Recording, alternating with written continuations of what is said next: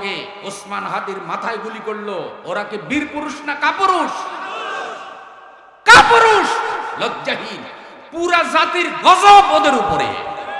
যদি এই হত্যার সাথে সমাজের রাগব বোয়ালরা জড়িত হয়, সারা বাংলাদেশের মানুষের দাবি ওই হত্যাকারীরা, হত্যার সাথে যারা জড়িত পুরা গ্রুপকে গ্রেফতার করা হোক।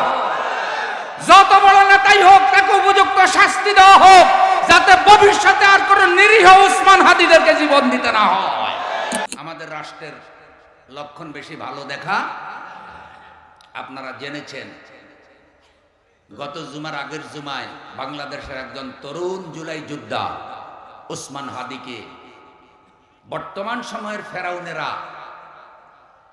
দেশ বিরোধী, ইসলাম বিরোধী, সন্ত্রাস এবং সাদাবাজ দুর্নীতিবাজের উত্তরসূরিরা কাপুরুষের মতো পিছন দিক থেকে গুলি করেছে। যারা পিছন দিক থেকে চোরের মতো এসে তরুণ টকবগে ওসমান হাদির মাথায় গুলি করলো, ওরা কি বীর পুরুষ না কাপুরুষ? কাপুরুষ, লজ্জাহীন, পুরা জাতির গজব ওদের উপরে। যারা ওসমান হাদির হত্যাকারীদেরকে এখনো গ্রেফতার করছেন না, যদি এই হত্যার সাথে সমাজের রাগব বোয়ালরা জড়িত হয়, সারা বাংলাদেশের মানুষের দাবি ওই হত্যাকারীরা, হত্যার সাথে যারা জড়িত পুরা গ্রুপকে গ্রেফতার করা হোক। যত বড় নেতাই হোক তাকে উপযুক্ত শাস্তি দেওয়া হোক, যাতে ভবিষ্যতে আর কোনো নিরীহ ওসমান হাদিদেরকে জীবন দিতে না হয়। ইনকিলাব মঞ্চ আজকে সাংবাদিক সম্মেলন করেছে। ওসমান হাদি একটা টিম তৈরি করেছেন, একটা সাংস্কৃতিক সংগঠন করেছেন, যার নাম হলো ইনকিলাব মঞ্চ। সাংস্কৃতিক আগ্রাসনের মাধ্যমে আমাদের ঈমান, চরিত্র, নীতি নৈতিকতা ধ্বংস করছে বিদেশি সংস্কৃতি। কালচারাল ফ্যাসিস্ট যারা, তাদেরকে মোকাবেলা করার জন্য সেটা বানিয়েছে। ঢাকা ৮-এ সে সংসদ সদস্য প্রার্থী হয়েছে, কোনো অসুবিধা আছে?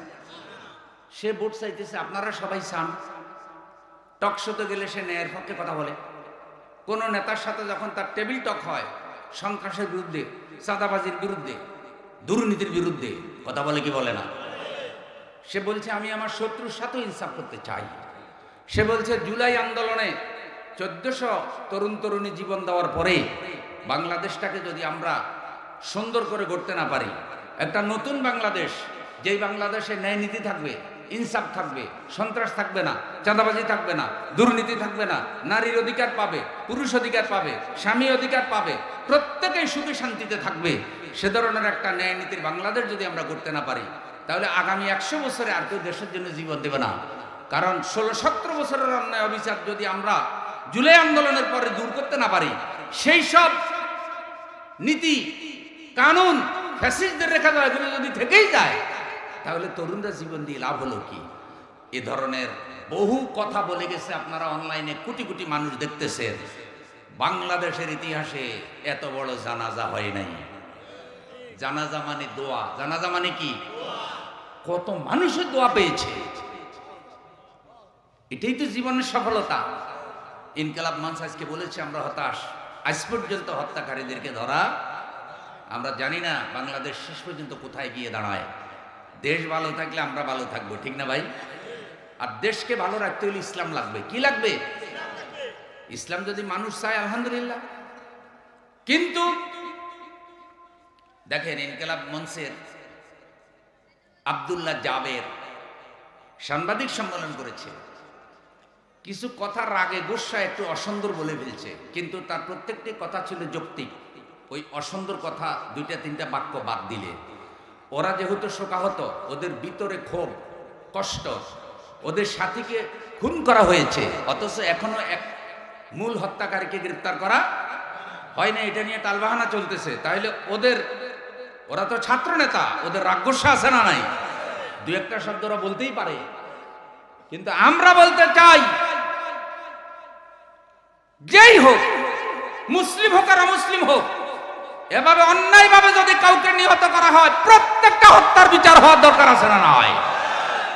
যারা হত্যাকারীদেরকে শেল্টার দিচ্ছেন, জুলাই যুদ্ধ হওয়ার পরে, বিপ্লব হওয়ার পরেও যারা অতীতে স্বৈরাচারী নিয়ম নীতি রাখতে চাচ্ছেন, ইনশাআল্লাহ এই জাতি তাদেরকে প্রত্যাখ্যান করবে। ওসমান হাদিরা যে বাংলাদেশের জন্য রক্ত দিয়েছে, সেই বাংলাদেশ এদেশের তরুণ ছাত্র ছাত্রী সাধারণ জনতা চায়। এই জন্য ইনকিলাব মঞ্চের ওই ছেলে দাবি জানিয়েছে, দেশবাসীকে আহ্বান জানিয়েছে, আমরা তাদেরকে সমর্থন করি। কথা বলেন, তারা এগিয়ে যাক, আমার ক্ষমতায় যেতে হবে কোনো দরকার নাই, ক্ষমতায় উনি যাক, আপনি যান, কিন্তু ক্ষমতায় যাওয়ার পরে যেন কি দিয়া চলে, কি দিয়া? তরুণদেরকে কোরআন শিখান, ছাত্রছাত্রীকে ইসলাম শিখান। 4টি বিশ্ববিদ্যালয়ে ইসলামপন্থীরা বিজয়ী হওয়ার পরে তাদের ঘুম হারাম হয়ে গেছে। 4টি বিশ্ববিদ্যালয়ে দেখেন, যদি আজকে অন্য কোন ছাত্র সংগঠন বিজয়ী হতো, সন্ত্রাস, চাঁদাবাজি, দখলবাজি দিয়া পুরো এলাকায় ত্রাসের রাজত্ব কায়েম করত। কিন্তু 4টি বিশ্ববিদ্যালয়ে নামাজি, ফরজগার, নম্রভদ্র ছেলেরা বিজয়ী হওয়ার পরে বিশ্ববিদ্যালয়ে যে সব ভালো কাজগুলো করতেছে, তারা যেভাবে নম্রতা ভদ্রতা দেখাচ্ছে, 2-1টা জায়গায় স্বৈরাচারের রেখে যাওয়া কিছু জঙ্গল, ফসলের ক্ষেতে জঙ্গল হইলে জঙ্গল কিছু উড়াই ফেলা দরকার আছে না নাই? এখন কিছু দেখি জঙ্গলের জন্য কাঁদে, ওষুধ মারে না। এরা যখন 2-1টা জঙ্গল সাফ করতে যায়, তখন এই সাংবাদিক নামক, সুশীল নামক কিছু দেখি যে তখন নীতি কথার ফিনিশিং দেয়। কিও আপনারা এখন এত নীতি কথার ফিনিশিং দেন? 16-17 বছর শত শত তরুণকে যে বিনা বিচারে খুন করা হয়েছে, নিরীহ মানুষদেরকে গুম করেছে, আয়না করে রেখেছে, তখন আপনাদের এই প্রতিবাদ কোথায় ছিল? আপনাদের লক্ষণ বেশি ভালো দেখা। এই ছাত্ররা ভালো কাজ করতেছে, দোয়া করেন। সামান্য একটুখানি ওনার দৃষ্টিতে ত্রুটি হইলে সাথে সাথে বিশাল বিশ্লেষণ নিয়ে হাজির। ইনশাআল্লাহ বাংলাদেশের মানুষ এখন সচেতন। আপনারা ঠিক আছেন তো? নামাজ কার জন্য? রোজা কার জন্য? হায়াত কার জন্য? মৌত কার জন্য? জমিন কার? সৃষ্টি করেছেন কে? মরতে হবে কার হুকুমে? কোরআন হাদিস বিরোধী চরিত্রহীন কাউকে আর আমরা নেতা বানাতে রাজি। নারে তাকবীর।